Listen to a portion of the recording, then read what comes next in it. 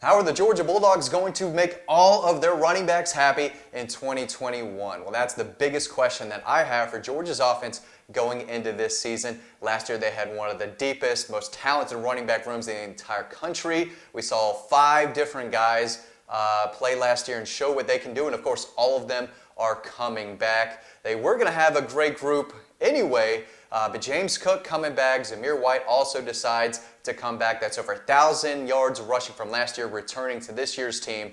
And as good as that sounds, that means less opportunities for Kenny McIntosh, less for Kendall Milton, less for Daijun Edwards, and probably little to none for the incoming freshman, Lavassier Carroll. So a lot going on. That's a lot of running backs, only one football, and somehow Georgia's going to have to get it done. I want to talk about Kenny McIntosh for just a little bit. He's a guy who, remember, saved Georgia's ass in the Peach Bowl on that final drive, catching 3 passes, leading Georgia to an opportunity to kick the game-winning field goal, which they did. But he had a really good year last year, 250 yards rushing, I believe, 100 yards receiving, and I believe he was like 3rd on the team in rushing, had to be. So he was a good player. He did a lot of good things, and when you watched him play, he's a slasher. He's a guy who picks up tough yards, and he has some big play ability.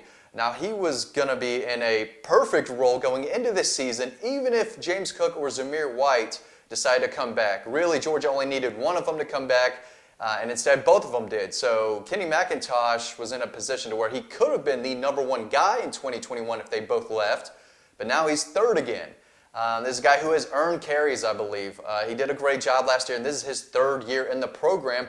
Probably when he signed, he thought he would probably be a little higher on the depth chart right now, be able to get some more carries. And again, he's deserved it. He's earned it after a great year last year. He's going to have to touch the football. He's going to have to get his opportunities. Same as Kendall Milton, who was 5th on the team last year in rushing. Hard to really imagine, but again, he was hurt for a few games, but probably had the best run of any running back last year against Tennessee, breaking multiple tackles, looking like Nick Chubb out there. He's going to have to get the ball too. They went out and signed him from California, one of the top running back prospects in the country for the 2020 class. He came to Athens looking to play early and often. We saw him a little bit last year, but it was enough to warrant more carries this year. This is a guy who, if he's healthy, he could be carrying the rock a lot more for Georgia this fall. But again, there's only one football, a ton of guys. Daijun Edwards, another freshman from last year. We saw what he could do against Missouri. He's a guy who could break off a long run. Was 4th on the team last year, just edging out Kendall Milton for 4th on the team in rushing. He's another player, this guy that Del McGee loves. He was a mid-4-star guy. A lot of people weren't sure if Georgia was going to take him in that class, but he's been a big fan of Del McGee and vice versa. He earned his playing time last year, and we saw what he could do as well. So that's less opportunities for him. But let's talk about the guys who are returning real quick. Zamir White led the team in rushing last year, I think 780 yards, 11 touchdowns. He's going to be the guy again, and he deserves to be. He was the best running back on the team last year and will probably get the majority of the carries this fall as well. He deserves it. He earns it. He needs the football.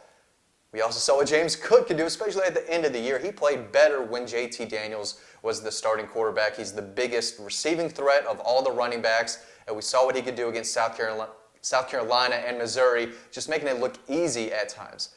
He also needs the football. So I don't know what they're going to do, how they're going to keep all these guys healthy. I'm not really trying to inform y'all on how they're going to do it, or else I would be on the staff. So this is really a question for y'all. How do you think Georgia should distribute the football in the running game? I want to see who y'all think would like to see the ball more. Kendall Milton's a guy who has to touch the ball if he's healthy. But again, what Kenny McIntosh did towards the end of the year as well, he's earned carries. All of the guys have earned carries. If you come to Georgia to play running back, you're really good. You know what you're doing, and you can play right away.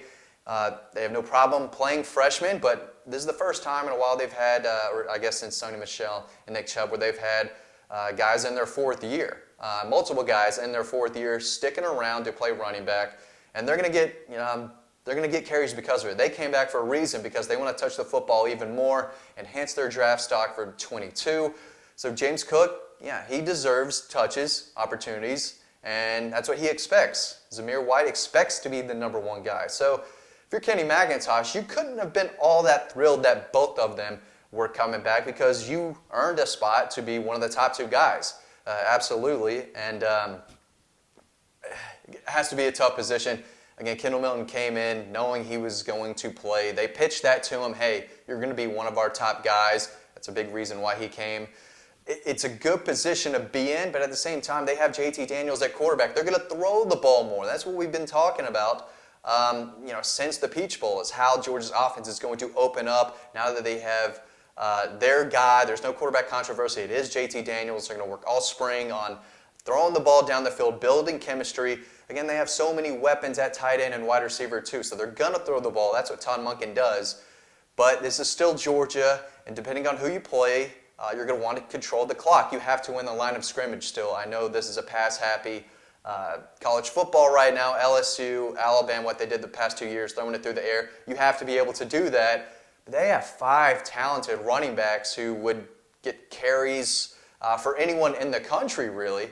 And a lot of them are going to be sitting on the bench. We'll see if 2 guys are out there at the same time. I always thought that Nick Chubb and Sony Michel should be out there on the field together more often in their final season. Maybe we'll see that. Some Zamir White and James Cook together out there, but they're all going to get their touches still, but obviously the bottom 3 a little less than Zamir White and James Cook, and that's okay, but it's going to be tough to keep Kenny McIntosh on the bench. It's going to be really tough to keep, again, a healthy Kendall Milton on the bench, because that dude's a tackle-breaking machine. That's a guy you want out there. He's a Zamir White type of running back. Very talented room, very crowded room. A lot of guys want the football. A lot of guys deserve the football.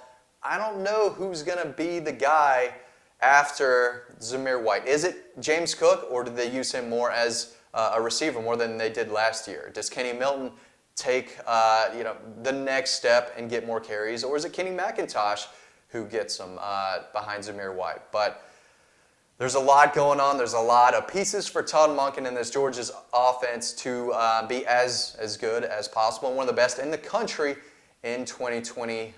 Thanks for watching this video. As always, guys, stay tuned to the next video coming up right now, and I'll see you over on the website.